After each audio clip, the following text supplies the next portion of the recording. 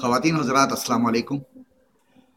Canada سے Mirza Yasin bag آپ کے لیے جو حسب وعدہ جو ہم نے وعدہ کیا تھا آپ سے کہ ہم یہاں کے جو ادبی حلقہ ہے ان کے جو شعراء ہیں، شاعرات ہیں، ادیب ہیں، ان سب سے آپ کی ملاقات کروائیں گے، اور ہو سکتا ہے کہ کچھ اور ڈفرینٹ واک آف لائف سے بھی آپ کو شخصیات سے ملوائیں.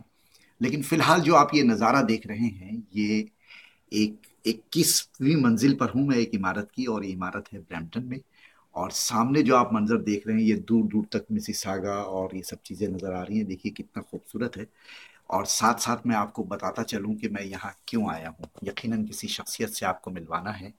ایک نیا چاند جو ہے وہ برمپٹن میں طلوع ہوا ہے، تو میں نے چاہا کہ اس چاند کو جو ہے ہم اپنے ویڈیو میں کور کریں. آپ دیکھیے یہ ان کا گھر ہے، اور میں جن کی بات کر رہا ہوں آپ سب ان سے بہت اچھے سے واقف ہیں. اگر نیا چاند ان کا حوالہ ہے تو آپ سمجھ گئے ہوں گے کہ یہ ہیں سمینہ تبسم. تو سمینہ السلام علیکم. وعلیکم السلام. تو سمینہ آج آپ سے کچھ گفتگو ہوگی، اور میں امید کرتا ہوں کہ بڑی اچھی اچھی باتیں ہوں گی، بہت ساری شاعری کی باتیں ہوں گی. اور آپ کے جو اتنے سارے حوالے ہیں، آپ نے جو ہے کام سے بھی عشق کیا ہے، آپ نے شاعری سے بھی عشق کیا ہے، آپ نے جو ہے اور کس سے، ایون کہ کچن سے بھی جو ہے آپ کا ایک عشق ہے، اپنی ذات سے آپ کا ایک عشق ہے. تو میں یہ سارے عشق جو ہے آج میں آپ کی زبانی سننا چاہتا ہوں کہ یہ کیسے ہوتے ہیں. کیونکہ عشق کا مفہوم ہمارے ہاں کچھ اور لیا جاتا ہے، لیکن ہمارے اور آپ کے تصور میں جو ہے وہ عشق ایک محدود چیز نہیں ہے، بلکہ اس کی لامحدود ہے، بڑی وسعت ہے. اس میں ایک رومانس ہے، اس میں ایک عجیب سا جو ہے احساس ہے. یہ ساری احساس کی باتیں ہیں. تو وہ احساس کی باتیں، وہ آپ کی نظمیں اور آپ کے نثر، آپ کا کام، وہ سب کچھ آج میں چاہتا ہوں کہ اس ویڈیو میں آئے. تو کچھ شروع کرتے ہیں، ابتدا کرتے ہیں آپ کے پاکستان سے، جہاں سے آپ ہیں. کیونکہ ایک عشق آپ کا پاکستان کا بھی ہے اور ایک عشق آپ کو کینیڈا سے بھی ہے، ٹھیک ہے نا؟ تو ساری چیزیں ہم کور کریں گے، پاکستان سے کینیڈا تک سمینہ تبسم کے مختلف عشق. اب دیکھیں لوگ اس کو کیسے لیتے ہیں اور کن معنوں میں لیتے ہیں. لیکن لوگوں کی میں نے پرواہ نہیں کی، لیکن ڈیفینیٹلی مجھے اپنے ہسبینڈ کی ضرور پرواہ ہے کہ وہ اس کو کیسے لیتے. نہیں، جب ہسبینڈ جو ہے آپ کے ساتھ ہے تو پھر کوئی بات ہی نہیں ہے. بالکل اٹس اے بلیسنگ کہ وہ ڈیفینیٹلی میرے ساتھ ہے. جی بالکل. اور کہاں پیدا ہوئی آپ؟ تھوڑا سا ابتدائی زندگی، کیونکہ لوگ بہت تو جو آپ کے فین ہیں، اور اتنے ماشاءاللہ فین ہیں کہ فیس بک پہ ایک نظم آپ کی اپلوڈ ہوتی ہے، آپ پوسٹ کرتی ہیں اور ادھر پتہ چلا کہ جو ہے نا تھوڑی دیر میں 300 400 جو ہے اس کی لائکس آ جاتی ہیں. تو تھوڑا سا پچھلا احوال بتائیے آپ اپنا. جی میرے ابا و اجداد ننیال ددیال جو ہیں جہلم سے ہیں. بیسیکلی میں پنجابی عورت ہوں. جہلم میں ٹالیاں والا میں میرے ددیال ہیں، اور مشین محلہ نمبر 3 میں میرے ننیال. میری ماشاءاللہ سے 5 خالائیں ہیں، ایک ماموں ہیں، سب کے سب جہلم میں رہتے ہیں. بہت سارے کزنس ہیں میرے. اور میں خود واہ کینٹ میں پیدا ہوئی. میرے دادا پردادا، میرے فادر، تایا، چچا، بھائی، سب کے سب آرمی میں تھے. اچھا، فوجی گھرانے سے تعلق ہے. اور واہ کینٹ کا جب حوالہ آیا تو اسلحہ یاد آتا ہے. جی بالکل، کہ واہ کینٹ میں کے حوالے سے اب آپ کی شرارتی مسکراہٹ آپ یقیناً مجھے کسی میزائل یا بام سے تشبیہ دینے والے. دیکھیے میں نے کچھ نہیں کہا. تو اس حوالے سے یہ کہ واہ کینٹ بہت خوبصورت جگہ ہے، صاف ستھری بہت. میں وزٹ کر چکا ہوں، میں جا چکا ہوں واہ کینٹ اور ٹیکسلا دونوں. جی، اور ہری پور میں میری خالہ ہوتی تھی. اچھا ٹھیک. تو وہ ایک بہت ہی صاف ستھری خوبصورت سی جگہ ہے. اور بہت اچھی بات ہے کہ واہ کینٹ کا جو لٹریسی ریٹ ہے 100% ہے. وہاں بہت سارے اسکول ہیں، کالجز ہیں. وہیں کی میری پیدائش ہے.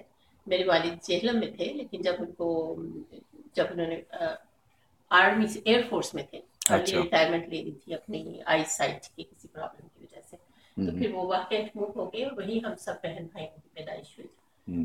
میری ماشاءاللہ سے 6 بہنیں، 3 بھائی تھے. میں کبھی بھی نہیں کہتی، کیونکہ جو تیسرا ہے وہ بھی ہم میں نہیں ہے، لیکن ہمیں موجود ہے ہمیشہ. وہ فوجی تھے اور شہادت ہوئی ان کی. جی میرا بھائی وہ ان سے بہت سال چھوٹا تھا.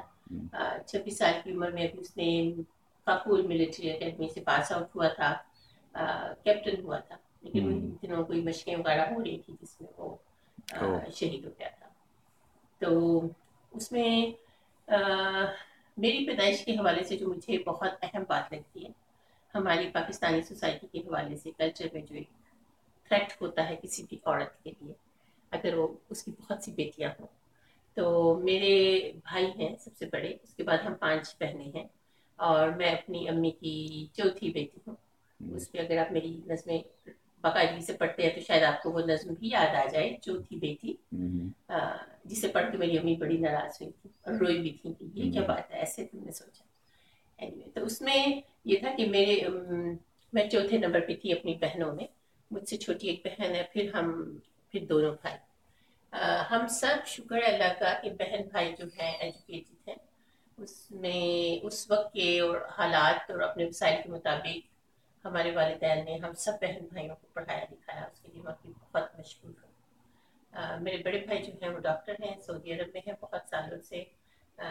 सब बहनों ने कम से कम BA तो सब ने जरूर किया है। एक बहन जो है वो कंसल्टेंट है, वो भी सऊदी अरब इसमें है, बर्मिंघम हॉस्पिटल में काम करती है। उसके अलावा ये है कि अपनी पैदाइश के हवाले से शुरू से ही मेरी मदर ने मुझे हमेशा, पता नहीं क्यों, हालांकि जो थी बेटी होने के हवाले से अगर देखा जाए तो उनको याद भी नहीं रहना चाहिए था कि कितने उनके बच्चे और मैं कहाँ पे हूँ, लेकिन समहाउ बहुत शुरू से मैं अपनी मदर के बहुत करीब रही हूँ। और उन्होंने, मेरा ख्याल है उस वक्त उनके जहन में बहुत शौक और ख्वाहिश होगी कि उनका बेटा पैदा हो, तो उसी हिसाब से उन्होंने अपने कपड़े वगैरह बनाए। और उन्होंने, जब मैं पैदा हुई तो बहुत ऐसे 4-5 साल की उम्र तक मैं लड़कों वाले ही कपड़े पहनती रही, और मुझे बिल्कुल नहीं पता था कि मैं कोई लड़की। और इस हवाले से 2-3 बड़ी दर्दनाक किस्म की कहानियां हैं जो जिन्होंने जब मुझे ये एहसास दिलाया कि मैं एक लड़की हूँ और मैं एक 2 नंबर की शहरी हूँ पाकिस्तान में, तो इस तकलीफ और दुख से मैं कभी भी बाहर नहीं निकल सकी। लेकिन मैंने उसके खिलाफ हमेशा स्टैंड लिया और हमेशा ये साबित करने की कोशिश की कि मैं किसी भी तरह से किसी लड़के से कम नहीं। तो और आपकी नज़में भी ये साबित करती हैं, बड़े आप ऐसे बोल्ड मौज़ूआत लेकर आप आती हैं कि जो अमूमन खवातीन जो है, खवातीन के लिए शजरे ममनुआ करार दिया जाता है जिसे जी, ये शजरे ममनुआ भी एक मेरी नज़्म का उन्वान है।